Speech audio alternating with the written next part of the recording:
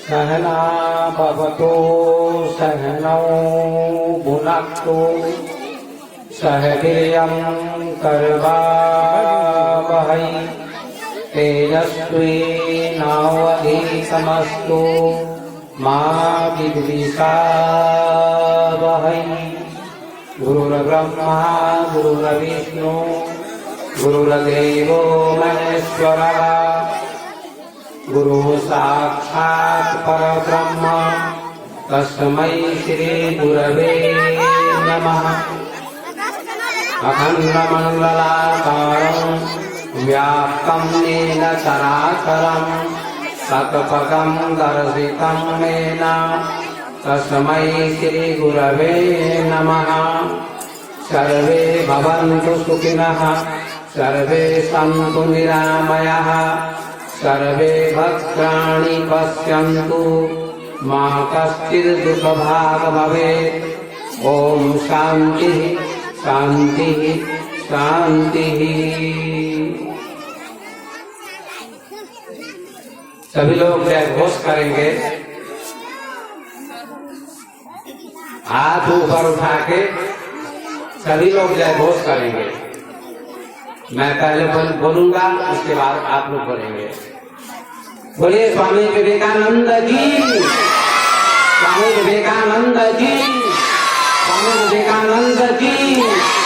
भारत के ऋषियों की, भारत के ऋषियों की, भारत के ऋषियों की, भारत के संतों की, भारत के संतों की, भारत के संतों की।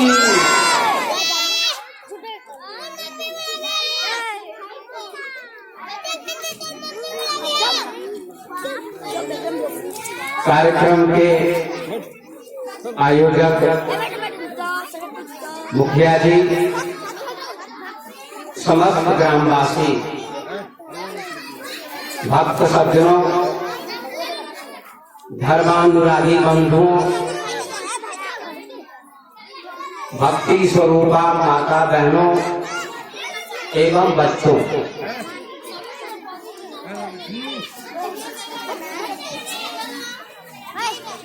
भारत की आध्यात्मिक पावन धरती पर अनेक महापुरुषों का अवतरण हुआ। बुद्ध, महावीर, राम, कृष्ण, शंकराचार्य, कपिल, कणाद, अष्टावक्र, महर्षि पतंजलि, ओशो, कृष्णमूर्ति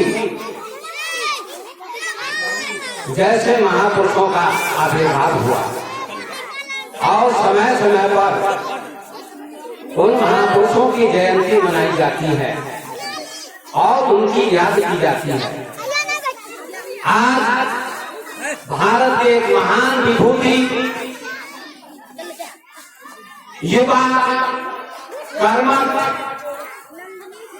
ओजस्वी, तेजस्वी, प्रतिभाशाली स्वामी विवेकानंद की जयंती मनाई जा रही है। उन्होंने अल्पावधि में, अल्प समय में, थोड़ी उम्र में भारत की संस्कृति को गौरवान्वित किया। उनकी उम्र मात्र 39 वर्ष की थी और उन्होंने छोटी सी आयु में, 39 वर्ष की आयु में शरीर का त्याग कर दिया था। लेकिन 39 वर्ष की छोटी आयु में जो उन्होंने काम किया भारत के लिए और विश्व के लिए, वह अविस्मरणीय है। उन्होंने 39 वर्ष की अल्प अवधि में हजारों वर्ष का काम किया, जिससे आज भी भारत का सिर ऊंचा उठा हुआ है।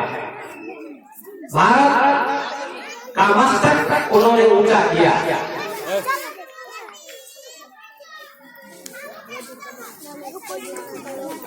थोड़ा सा उनका मैं परिचय देता हूँ, उसके बाद उनका जो दर्शन है उसकी व्याख्या मैं करूंगा आपके सामने।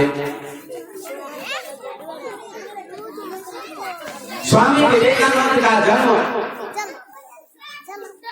भारत के कलकत्ता शहर में 1863 ईस्वी में हुआ था। उनके बचपन का नाम नरेंद्र था।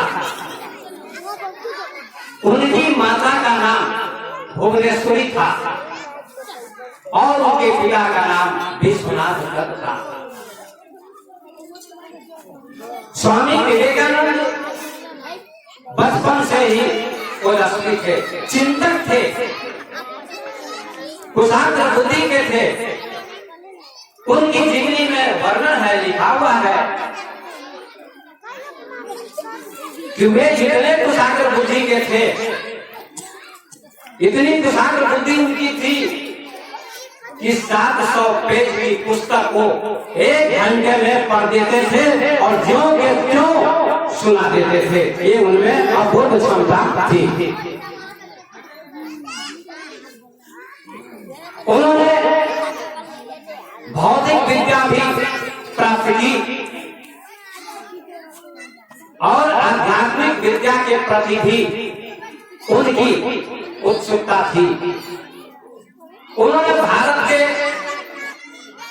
ऋषियों के द्वारा जो ग्रंथ लिखे गए हैं, वेद, उपनिषद, वेदांत, उन समस्त ग्रंथों का अध्ययन किया। साथ ही पश्चिम के अनेक दार्शनिक हुए हैं, उनके ग्रंथों का भी उन्होंने अध्ययन कर लिया था। पढ़ाई की अवधि में ही स्पेंसर, हीगेल, कांट, शोपेनहावर जैसे पश्चिम के दार्शनिकों के ग्रंथों का उन्होंने अध्ययन किया था और उनके मन में एक प्रश्न उठता था, एक बहुत ही बहुमूल्य प्रश्न उठता था, क्योंकि वे बचपन से चिंतन करते थे।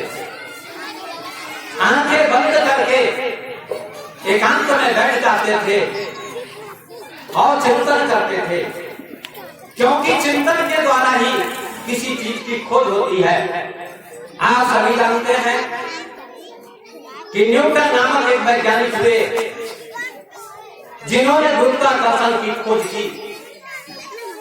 बगीचे में टहल रहे थे न्यूटन और अकस्मात क्या देखा, एक फल नीचे की ओर गिरा। न्यूटन ने चिंतन किया कि ये फल ऊपर क्यों नहीं गिरा, बाएं क्यों नहीं गिरा, दाएं क्यों नहीं गिरा, नीचे क्यों गिरा, इसका चिंतन किया और अंत में उन्होंने गुरुत्वाकर्षण का पता लगाया कि पृथ्वी में गुरुत्वाकर्षण होता है। कोई भी वस्तु ऊपर फेंकी जाती है तो पृथ्वी का गुरुत्वाकर्षण उसको खींच लेता है। ये गुरुत्वाकर्षण की खोज न्यूटन ने की, उन्होंने चिंतन किया। आप लोग, हम लोग भी बगीचे में जाते हैं, गिरते हुए फलों को देखते हैं, लेकिन कोई चिंतन नहीं कर पाते हैं कि फल नीचे क्यों गिरता। इस बात का पता न्यूटन ने लगाया और आज सारी दुनिया जानती है, पढ़े लिखे लोग जानते हैं, साइंस में पढ़ाई होती है कि गुरुत्वाकर्षण का पता न्यूटन ने लगाया। इसी प्रकार से हमारे मनीषियों ने, हमारे ऋषियों ने चिंतन किया। इसी कड़ी में हमारे स्वामी विवेकानंद बहुत बड़े चिंतक थे और बचपन से ही चिंतन करते थे। हु एम आई, मैं कौन हूँ, हु एम आई, मैं कौन हूँ, ऐसा चिंतन करते थे। हमारे बच्चे भी विद्यालय में पढ़ते हैं, लेकिन ऐसा चिंतन बच्चे नहीं कर पाते हैं और ऐसी शिक्षा बच्चों को मिलती भी नहीं है। ये जन्मजात संस्कार होता है। इसलिए स्वामी विवेकानंद चिंतन करते थे कि मैं कौन हूं, मैं कौन हूं, ये चिंतन करते थे। लेकिन इस प्रश्न का उत्तर उनको नहीं मिला। बचपन से ही विद्वान लोग प्रवचन करने आते थे, वे प्रवचन में जाते थे, सभाओं में जाते थे और विद्वानों का प्रवचन सुनते थे। प्रवचन सुनने के बाद वक्ताओं से पूछते थे, क्या आपने ईश्वर को देखा है? क्या आपने ईश्वर का साक्षात्कार किया है? मैं कौन हूँ, क्या इसका पता आपको है? कि आप केवल व्याख्यान देते हैं? आपने केवल ग्रंथों का अध्ययन किया, पुस्तकों का अध्ययन किया है? क्या आपको अनुभूति हुई है? क्या आपको साक्षात्कार हुआ है? ऐसा प्रश्न वक्ताओं से पूछते थे, विद्वानों से। लेकिन किसी भी विद्वान से उनके प्रश्न का उत्तर नहीं मिला। वे असंतुष्ट हो गए।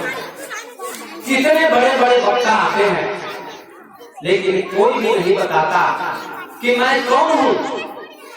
ईश्वर का दर्शन आपने किया है, ऐसा पूछते थे तो कोई भी नहीं बताता था। इससे वे बड़े असंतुष्ट हो गए। यद्यपि उन्होंने भौतिक विद्या की जानकारी भी अच्छी प्राप्त की थी। 12 वर्ष के कठोर अध्ययन के पश्चात उन्होंने बीए पास किया और कुछ दिनों के बाद उनके पिता का देहांत हो गया। उनके पिता वकील थे और जब उनके पिता का देहांत हो गया तो घर में बड़ी कठिनाई होने लगी। खाने पीने की व्यवस्था भी अच्छी नहीं थी, क्योंकि पुराने जमाने में वेतन बहुत कम मिलता था, इसलिए बड़ी कठिनाई होने लगी। कहते हैं कि वे 10 भाई बहन थे और बड़ी कठिनाइयों का सामना करना पड़ा। कभी कभी परिवार के लोगों को भूखा रहना पड़ता था। स्वामी जी के कुछ साथी छात्र उनको बुला के ले जाते थे अपने यहाँ और कहते थे भोजन कर लीजिए। स्वामी जी मना कर देते थे कि भूख नहीं है मुझे। क्यों? स्वामी जी ये सोचते थे कि मैं भोजन कर लूंगा अकेले, लेकिन मेरी माँ, मेरे भाई, मेरी बहन भूखे रह जाएंगे, ये धर्म नहीं है। इसलिए वे बहाना कर देते थे कि मुझे भूख नहीं लगी है। पुत्र हो तो ऐसा हो विवेकानंद जैसा, जिन्होंने माता पिता तथा देश का नाम उजागर कर दिया, अमर कर दिया।